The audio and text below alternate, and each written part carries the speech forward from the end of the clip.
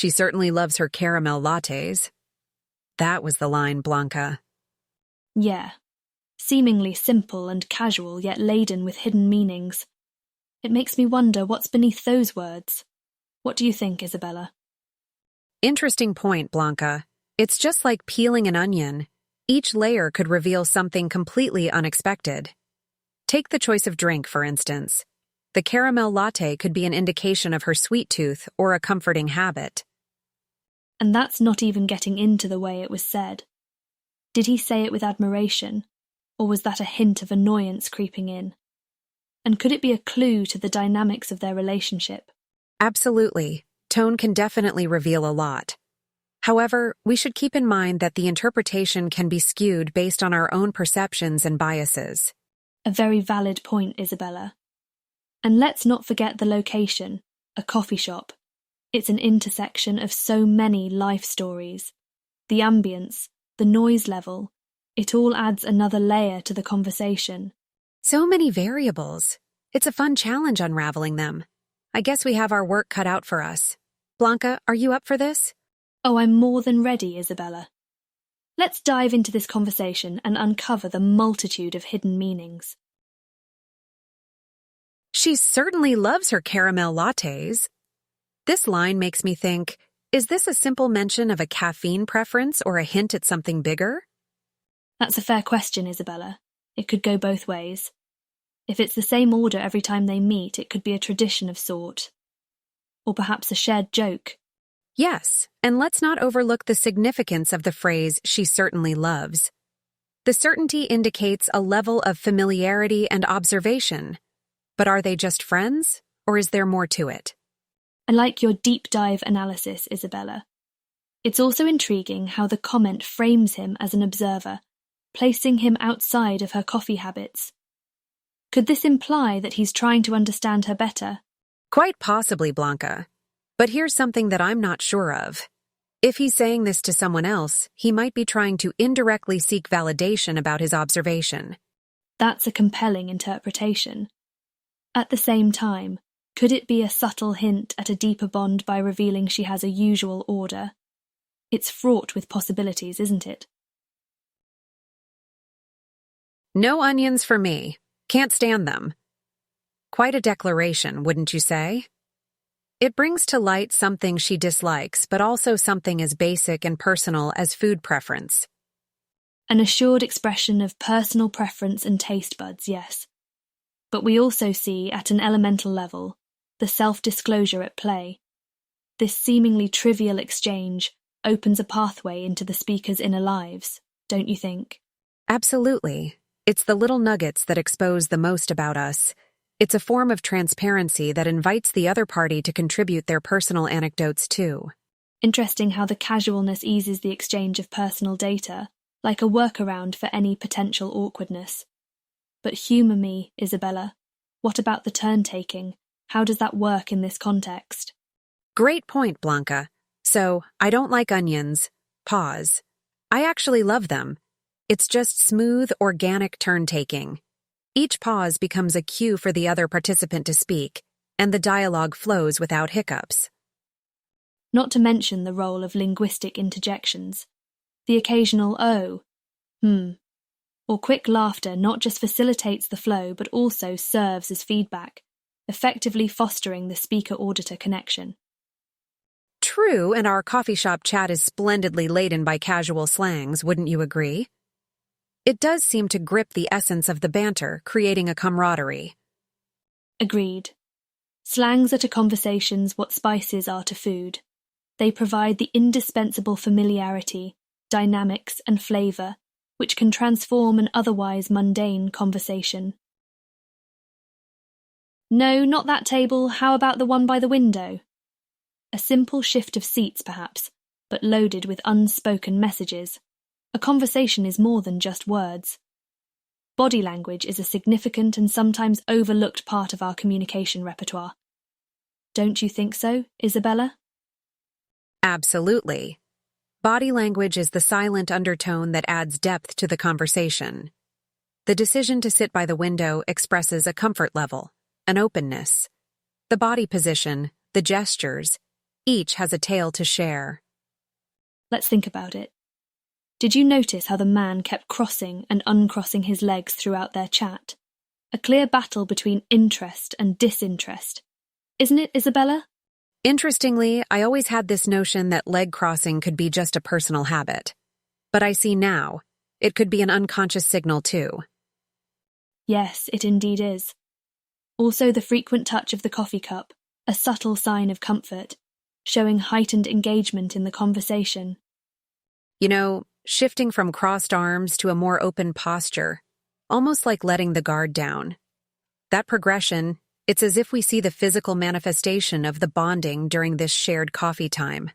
True. Body language not only reflects but also influences the emotional experiences. The more comfortable the body language, the warmer the conversation. Let's look at the balance, or rather imbalance, of speaking and listening portrayed in the body language of both speakers. Did you notice the dynamic, Blanca? I did, Isabella. It's intriguing how the balance shifted according to the stories shared. Initially, the woman was all ears, leaning forward slightly as if anticipating every word from the man. Her interest displayed in her widened eyes and the occasional shy smile. That's right. And notice how he returned the attentiveness as the conversation progressed. He mimicked her initial posture, or mirrored, as the experts say, basically echoing her interest through his body language. Yet, I wonder if this mirroring was a reflection of mutual attraction. There's a good chance, Isabella. Mutual attraction often shows up in mirroring postures, synchronizing gestures and timings. But that's not all. I saw potential attraction in their shared laughter, eye contact, and those unintentional touches. On the note of touch, I was initially confused when the woman slightly flinched when he first touched her. But then, I reflected on my own initial reactions towards touch. It does become easier as comfort level increases, doesn't it? Most definitely. Body language power dynamics are something many of us often miss. Isabella, what do you gather from the man repeatedly taking the central position and controlling the conversation's pace? While I'm no expert, from this conversation it seems there was an implicit consensus for him to lead the chat. His gestures, his confident posture at the center, and woman's polite nods and approving smiles allude to this. On the other hand, it's also likely he was just a dominating conversationalist, don't you think? Very likely, Isabella. He frequently interjected, controlled the narrative almost like an alpha in the conversation. His body language, constantly leaning in and taking larger sips as he expressed his strong views, all point towards someone who likes to be in control. Yet the conversation felt balanced in its own unique way, didn't it? Let's shake up our analysis a bit, shall we? Humor and wit, they played a substantial part in this caffeinated back and forth. Half the time, I was sure they were communicating in a language made entirely of laughs and chuckles. Yeah, shared laughter is like this secret dialect that often helps break the ice, doesn't it? Makes the conversation feel approachable. If I remember correctly, there were a few instances of them cracking a joke and the other responding with a hearty laugh. I'd say it's more of a contagious giggle, Blanca. But pointing that out, it makes you wonder, right? Is this spontaneous shared laughter just a result of good humor, or is it also about feeling comfortable in the shared space? I mean, coffee shops have their own vibe that somehow aids in creating this casual, vibrant environment. Absolutely, Isabella.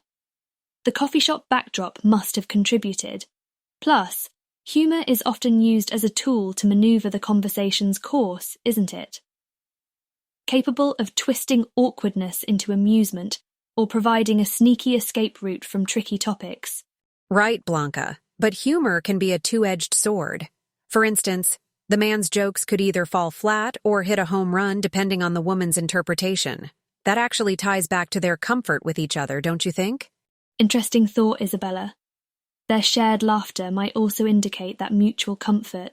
Funny how laughter can be such an iceberg. What's visible is just the tip. There's this gigantic structure of trust, comfort, synchronization, all resting beneath the surface. The humor in the banter, it's a fascinating element, isn't it? Oh, definitely. Humour is a powerful tool. It can diffuse tension, foster connections, and yes, even serve as a form of coy flirtation. In fact, shared laughter can form bonds quicker than an hour-long serious conversation could. Very true, Blanca. We certainly saw that played out today. Those moments where awkwardness was morphed into amusement by a well-placed jest, that was some clever conversational manipulation.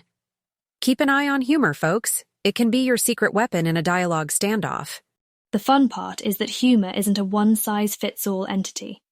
It ranges from the easily noticeable, witty one-liners to the subtle, clever nuances tucked within a casual sentence. The coffee shop couple seemed to enjoy a healthy mix of both forms. It was like they developed their own comedy screenplay. A brilliant observation, Blanca. Interestingly, I felt that the humor also provided a sneak peek into their comfort level. Teasing can be quite intimidating unless there's an undercurrent of trust. Would you agree? I concur, Isabella. Their humour usage was quite telling of their relationship dynamic. Bantering can be tricky since it's heavily reliant on mutual understanding. As I recollect, there was a moment where she made this witty joke about his coffee preferences, and he, in return, laughingly claimed her to be a coffee snob. It served as an unspoken testament to their closeness. Then there's the facet of humor as a social bonding tool. Didn't it seem like their shared laughter echoed around the space, making it more lively? Almost like a background score punctuating their discourse. Absolutely. And while laughter is a universal language, the nuances and intricacies behind it, they're unique to each conversation. From the hearty guffaws to the silent giggles, each element adds to the fascinating complexity of the dialogue and the connection between the speakers. Switching gears, I was keenly drawn to the narratives shared during that casual banter. And what about those narratives grabbed your attention, Isabella? The choice. The motivation behind picking a particular anecdote from their many life tales as a conversational piece. You're hinting at the intentional cut of the stories shared. Right.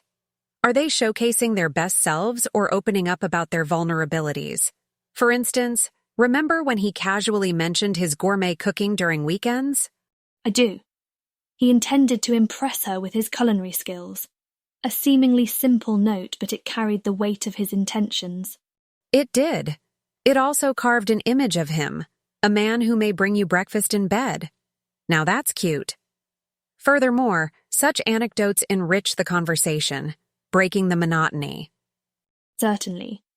However, we should also consider the unspoken words. What they choose not to share may be as telling as what they do. Now that's an art we yet have to master, Blanca. But how about that funny story she reminisced about her dog? It piled another layer to her personality. Isabella, I believe it did more than that.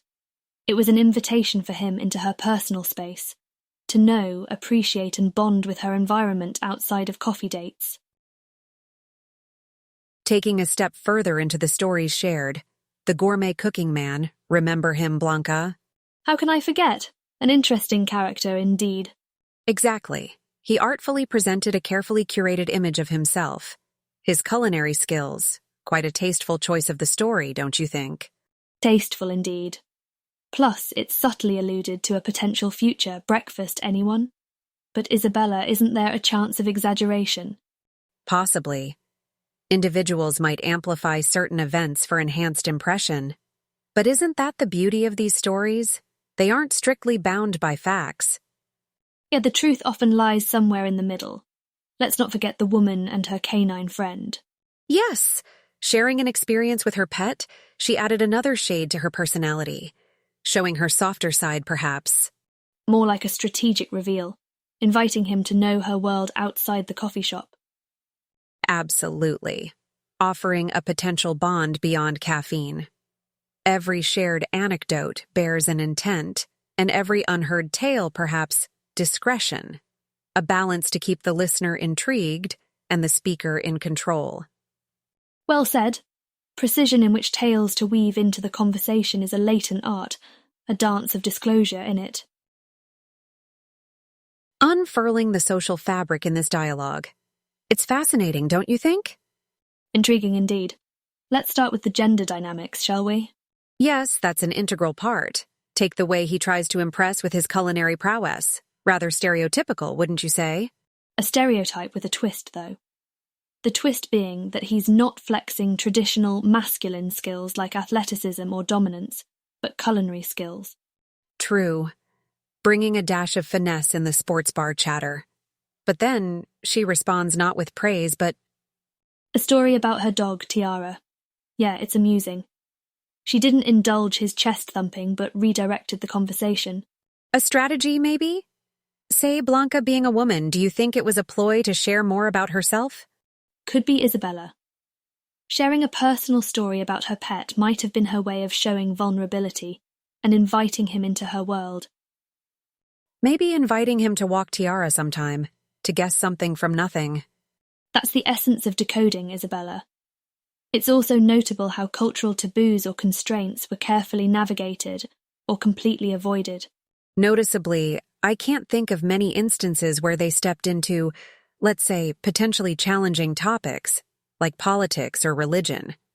Was it a deliberate choice? Quite likely, keeping it neutral, non-controversial. But did you notice the preference for personal anecdotes over general discussions? Could be a sign of comfort or a deliberate sidestep? One can only speculate. But around these factors spin the threads of social dynamics at play in these casual interactions. Did you notice the tug of hierarchy, Blanca? You mean in their anecdotes?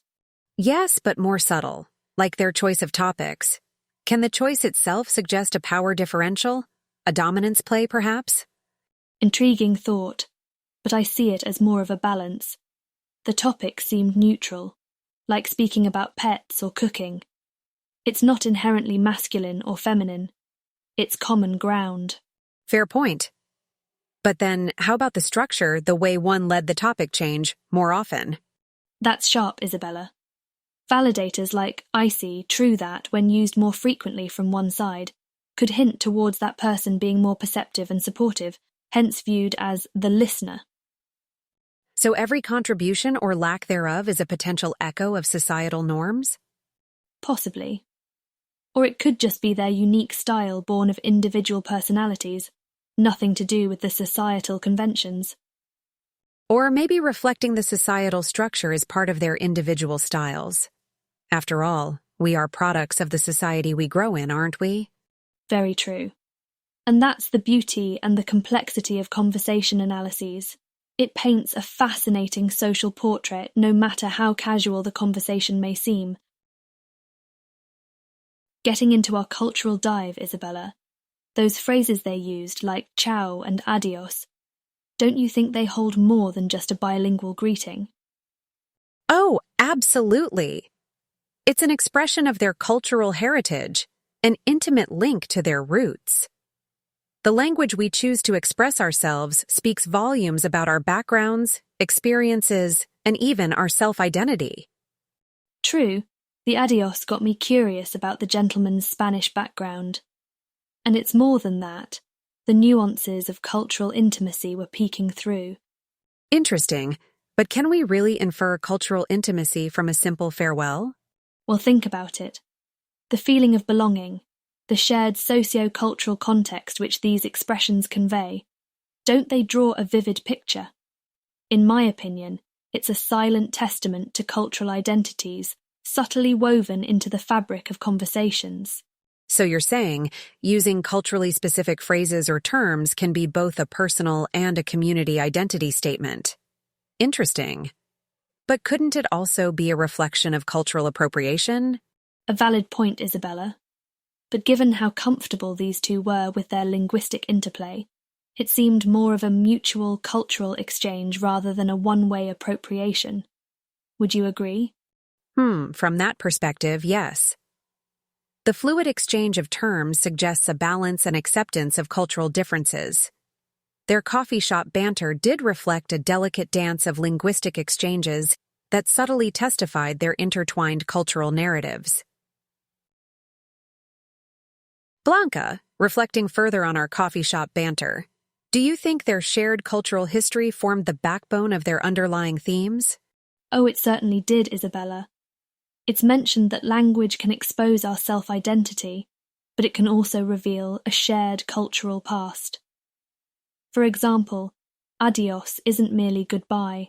It's a narrative, a shared history within a linguistic package. True. And the usage of specific phrases, attitudes towards conversation, all these might be inherited from their cultural customs. But I still wonder, can we talk about upholding or challenging cultural boundaries in a casual conversation? I think we can, Isabella. Attempting to break from the norm or uphold a tradition may seem like a profound action, but in reality, these small steps taken during a conversation can precisely indicate that. The adios might be upholding a cultural boundary, or breaking one depending on the speaker's intention and the listener's interpretation. That's an interesting perspective. I suppose conversations aren't as clear-cut as we'd like them to be. There's a blurry overlap where cultural identities are asserted, challenged, and negotiated. I like the idea of conversational boundaries being fluid rather than fixed. I couldn't agree more, Isabella. Each leap away from the cultural norm, each adherence to tradition, tells a tale about our unique identities melded within our collective identities. And that's the beauty of it. Our dialogues aren't just words. They are parts of cultural tapestry with threads weaving tales of heritage, while simultaneously considering the future direction. Think about it, Blanca. Do you think the background noises, the clinking cups, the murmuring crowd in the coffee shop influence the course of their conversation? I'd like to think so, Isabella. We often overlook the role of the environmental sounds around us. There's a certain rhythm to it, like an orchestra performed in the backdrop, unfolding unnoticed narratives. Intriguing perspective, Blanca. A coffee shop might seem trivial, but it almost mirrors life with its crowd, noise, and hustle. The conversations at coffee shops are spontaneous, raw, and rarely planned, like life itself. Exactly. The occasional rattle, the orders being placed, the barista's call, they all seep into the dialogue subtly, changing the volume, pace, even the topic sometimes. Interesting. Noise aside, let's consider the seating arrangement. For a civil conversation, a face-to-face arrangement usually works, but considering this was a banter, the comfortable couches in the corner of the coffee shop must have added a layer of intimacy. What do you think? It's possible because seating positions significantly contribute to the dynamics of the conversation. The environment isn't merely a physical space, it's also about the vibe, comfort, and privacy it provides. The corner setup you mentioned gives a safe, free-to-chat zone. The atmospherics can impact the language used, the depth of topics discussed, and the mutual comfort level. But from a technical viewpoint, does ambiance have a noticeable impact? Technically, not always noticeable, but it's profoundly reflective.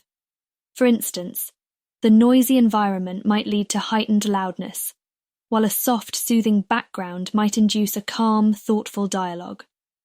Remember, the silences, the breaks they took, could be a response to the environment around them more than the conversation itself.